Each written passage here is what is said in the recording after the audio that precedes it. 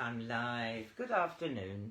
It is Thursday the 20th of April 2023 and I am reading out of So Moses Was Born.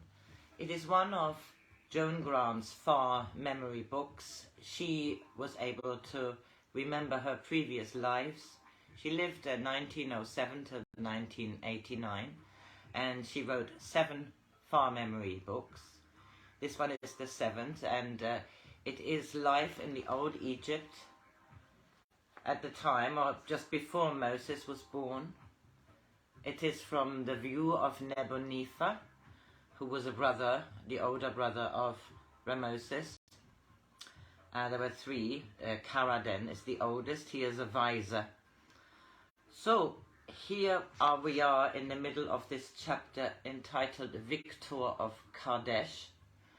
And Nebunefer has gone to meet with Pharaoh. It's been a long time that they saw each other, over 18 years. In the late afternoon, Ramoses drove me to the palace in a chariot. His black mares were finer even than mine, and when I commented on them, he said, "I must show you their grand dams who saved my honor at Kardesh." That day I vowed that henceforward I would feed them with my own hand, and that their drinking troughs should be of gold, and their corn bins of electrum. Their names are recorded in scarlet in the pedigrees. Over 100 direct descendants, but their seer is more fortunate than I, for he is no longer expected to serve mares. He glanced at me. "I see you think me cynical. You may feel more sympathetic when you have seen some of my problems." He swung the horses away from the main gate and, still at full gallop, took a road outside the palace wall until we reached the entrance to the stables. I hope Passar was with us in spirit, for the sight would have rejoiced his heart. Each horse had its own box which opened to a paved yard, and the box could have enclosed a house for a large family. "I keep only 100 here," he said. The rest are near the soldiers' quarters."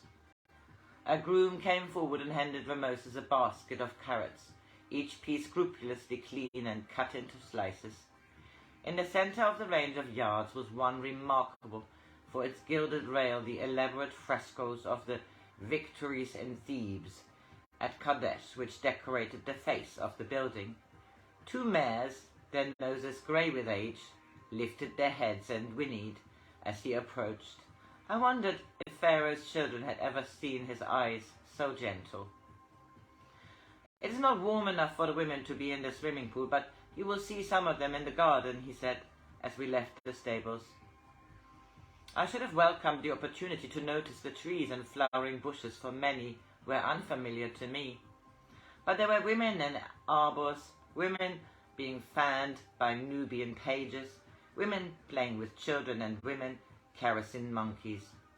All of them tried to catch his eye.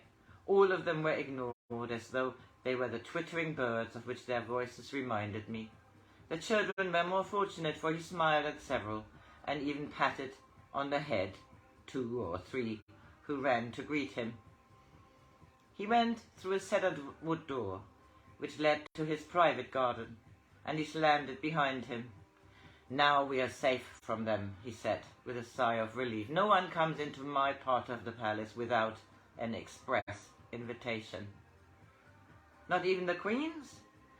"Fortunately, they prefer me to visit them. Only concubines expect to be summoned to the presence." Between hedges of rosemary we walked to the sea wall. "It is pleasant here in summer. I only stayed in Tanis so late in the year because I wished to show you what a fine city I have built." A servant approached an old man who went pale as he saw me. "This is the Lord Nebunefer," Ramoses said to him. "He is a kinsman of the Lady Penpi." I too was struck by the resemblance. The man drew a long breath. "For a moment I thought I had seen a ghost. Even the name is the same." "Many were named after the prince. May his soul rejoice in heaven," I said. "Fenru has looked after me as faithfully as he both served my father." There was a real affection in Ramos's voice. He's also a sphinx of discretion. If he once wondered why I did not grieve too much when my brother met such an untimely crocodile, he will know now that I am not lacking in fraternal feeling. Fenrir beamed. "It is a most fortunate resemblance," he said. "The Lord Nebunefer may rest assured that I shall protect his interest as though he were a prince of the royal blood." "Thank you, Fenrir," I said. "The heart of the stranger warms to your welcome." He smiled, then turned to Ramoses. "Prince Merenptah asked that he may be permitted to enter the radiance of the divine presence." "What does the boy want?" "He has won a contest of arrows and is eager to recount his triumph." "Tell him he may come to me, but I cannot spare him more than a few minutes. The Lord Nebunefer and I will eat alone together tonight in the room of the Flying Swans." When Fenrir had gone, he said, "I think you will like Merenptah. He has inherited all the good qualities of his mother and few of my bad ones. In Thebes I heard rumors that you will soon declare him your royal heir. Nothing has been decided. When you know the boy, it will be time enough to consider the matter further." As Merenptah came running down the path towards us, I was struck by his resemblance to his father. I might have again been seeing Ramoses at 14. He greeted me casually and then poured out a story of his success. "I split the reed 5 times at 40 paces. Everyone said I could lead a chariot charge. Will you have a war soon, so that I can prove what I can do?" I saw Ramoses was displeased that his son considered him too old to lead his army, but he smiled, though a trifle ruefully. "It seems unlikely that we shall have to call upon you in the near future, for we are about to seal a treaty with Kantusil." "Oh, don't listen to Kaladin, Father. Everyone knows that the Hittites listen to the Hebrews, and they hate us even more than they used to do. Please, Father, make me captain of the captains. Even Mother thinks I'm old enough to fight." "I'm sure your mother continues to keep my well-being in the forefront of her mind. However, I am not yet senile."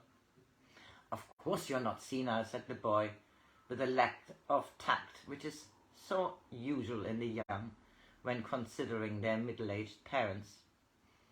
I expected Ramoses to be angry, but instead he dismissed the boy with a smile, saying he had important matters to discuss with me. Then he put his hand on my arm. "Neb, when I was 14, did I show the same contempt for my elders?" I thought it wise to treat the incident as humorous. "Almost exactly, though Tua did not allow you the same freedom of expression. Must every king give his son the right to conquer, hoping to relieve his youth? Do you not want a son who can repeat your triumphs?" He paused, watching a pair of wild ducks skin low over the sea. "I thought I did," he said slowly. "Neb, I used to believe that nothing could be better for Egypt than a son who was a reflection of myself. Why did I have so many children? So that I could be sure of having a son like me. And Merenptah is very like me in so many ways." "And still you are dissatisfied?" He smiled, though his eyes were sorrowful. "Instead of Merenptah being a warrior, in which I see myself, valiant in youth, yes, salted with experience, he shows me myself in his mirror. Must I accept that my son has passed its zenith? That my deeds are useful only for scribes to record on yet more unwieldy monuments?" He walked to the parapet and stood drawing breath deep into his lungs, flexing his muscles. "I still look moderately young when I'm on guard against age, but a man is seen by the gods when he is alone, when he cannot pretend to be more or less than he is." The wild duck circled overhead, and a feather drifted down to settle on a rock pool. He went slowly down the steps, picked up the feather, and held it on the palm of his hand. Then he stared at his reflection in the water and saw it distorted by the ripples. A man shorter, more thick-set than he really was. A feather so light that I cannot feel its weight against my skin, and yet so heavy. Truth is very heavy to bear that, heavier even than the double crown. You must not allow yourself to be upset by Meremptar. Is the boy to be blamed because I'm dissatisfied with the decision I made before I became mature? He's your favorite son. Would it not be wise to declare him your heir? Karaden thinks so. Must I listen to Karaden and be condemned on the steel ear of the future because I created an heir before I knew what I wished to create? Well, Meremptar is the son of my youth. Must my spirit be barren? I have no son in Horus. I want a son who is wiser than I, a son whose heart I honor above my own. He became increasingly vehement. I've been so besotted with pride that there is even a temple which depicts me worshipping myself, Ramoses the man serving Ramoses the god. I ordered it to be made when I was in wine, and let it be fulfilled to remind me of my folly. And everyone thinks I did it in all seriousness. He beat his palm with a clenched fist. Karaden can talk until his throat is dry as mummy dust, but I will never take as my co-ruler a boy who is no more than I used to be. Then marry one of your daughters to whomever you consider worthy to succeed you. I want a son, not a daughter, who will serve only to remind me that the real strength, the real subtlety is always in the power of women. A son who will fulfill my dreams and hide from me the harsh reality that I am growing old. It is said that the captain speaks of Meremptar as they spoke of you in your time. Is it still my time? He said. It is still my time, he said passionately. How often must the Nile rise before even Ramoses is forgotten? 10 years, 10,000? I cannot be judged by the female rhythm of the river, but only by the cycle of the stars. His voice faltered. Neb, have I asked the gods too much? Am I unworthy of their son? This is the end of this chapter entitled Victor of Kardesh. And the next chapter is Pharaoh's daughter. Have a good Thursday.